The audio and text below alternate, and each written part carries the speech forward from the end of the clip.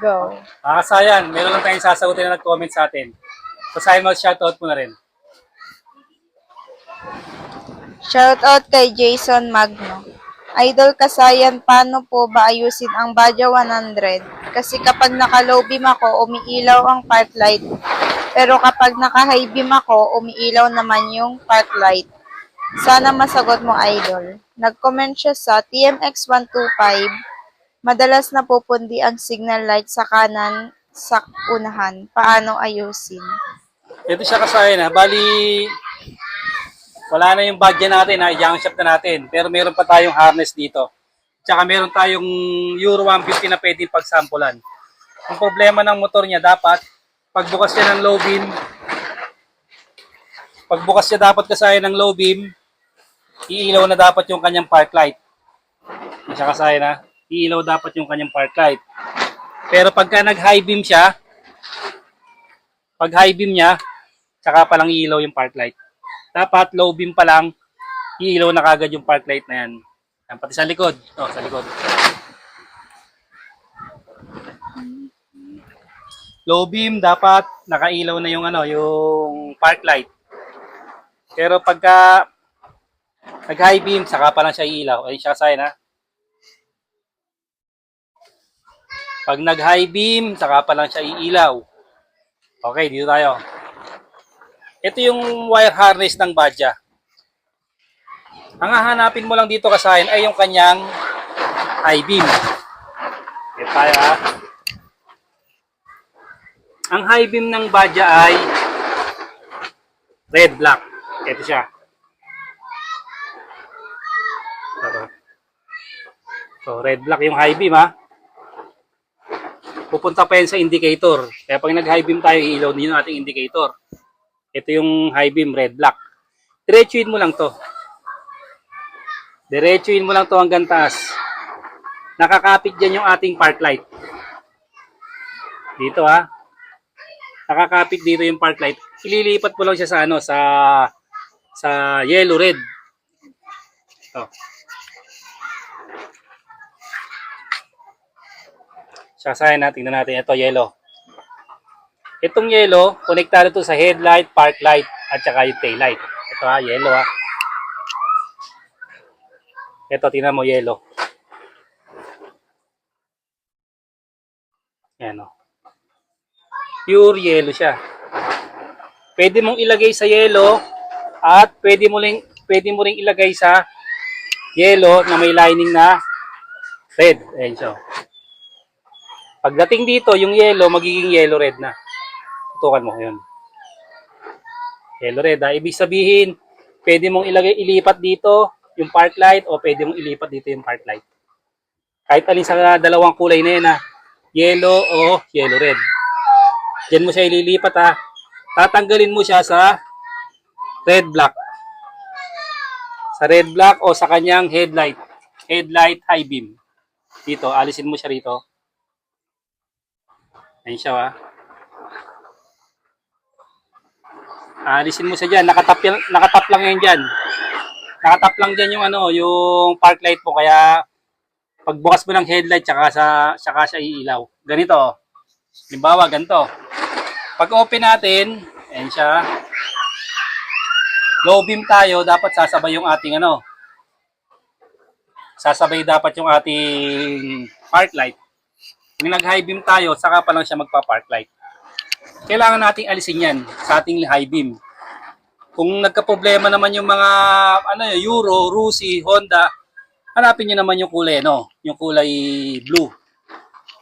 Ayun siya ha. Kasi ito lang yung pwede natin samplean eh. Alisin natin katulad nito. Ayan ha. High beam, nakailaw siya. Dahil nakakonekta siya rito. Ayan siya nakakonekta siya sa high beam. Alisin natin sa high beam. Okay, tutukan mo sa may likuran.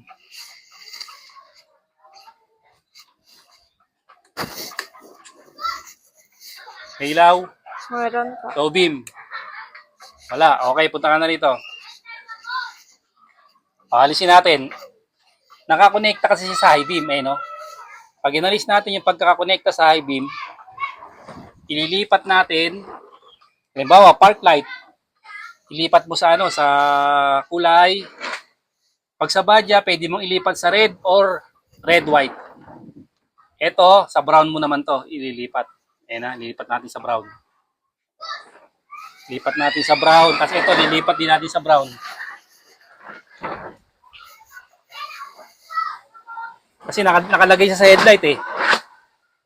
Kaya pagbukas natin ng headlight, iilaw yung ating park light. Ngayon, ilalagay natin sa ilalagay natin sa kulay brown. Ito, ayan o. Brown to kasi ito, color coding ng Honda. Pero sa'yo, ilalagay mo sa red, white, o sa may yellow. Marami kang pwedeng paglagyan pag Badja 100. Kasi isa lang yung connection niya. Pag nailagay mo na siya, off mo na yung mo. Yan siya, off mo na siya. Pag bukas ko ng low beam, kasama na yung park light. Ayan na, kasama na yung park light pa.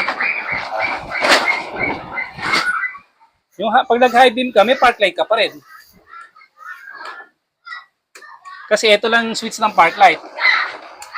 Isa lang kadalasang switch ng park light sa Badja. Pag naglagay ng switch, pag open natin, kasama na yung low beam. Kasama siya, tapos kasama yan, o tsaka yung yung tail light. Lahat ng park light kasama. Ayan siya. Pag ililipat mo lang siya kasayan, ganun lang yung gagawin mo, simple lang. Pag off natin, off din yan. Pag on natin, on siya. Tapos, yung ilaw lang natin yung magpapalitan. Yung natin, yung ating high beam at low beam, magpapalitan lang siya. Pero, nakaliilaw na yung ating park light. Ganun lang yung gagawin mo sa akin, ha. Bali, dito ka lang naman sa kulay na to. Kasi Badja to, ha. Pag dito, kulay brown. Tapos, kulay brown yung park light. Pagka Honda, Rusi, Euro, kulay brown yung park light. Tapos, blue yung high beam. Pag dito naman, yung high beam naman niya ay red, black. Tapos, yung kanyang park light naman, ito. Red, white. Tapos, kulay red. Tapos, yellow. Tapos, yellow, red. Kasi magkakasama yan. Magkakasama yung yan, kahit saan mo siya ilagay dyan. Sa park light, yung park light mo, umiilaw kami siya pag nag-high beam ka. Alisin mo lang sa high beam. Automatic yun, nakakonekta yun sa red black. Sa red black ng ating high beam. Dito, nakakonekta yan dito. Alisin mo lang siya, ha. Pag alis mo sa kanya, huwag mong ililipat sa huwag mong ililipat sa low beam, ha. Ililipat mo siya sa yellow, red, solid red, o red white. Yun ang park light. Automatic, gagana na yan kasayan. Basta tingnan mo lang yung alisin mo lang sa sa high beam. High beam ng inyong ilaw. Kaya kung sa Euro to mangyari, ang high beam natin ay blue, at ang park light natin brown. Sana yung nakatulong to sa nag-comment sa atin. Tsaka kung hindi mo masundan, mag-comment ka pa. Gagawa pa natin ng paraan yan. Hanggang dito na lang mga kasayan. Salamat sa panonood.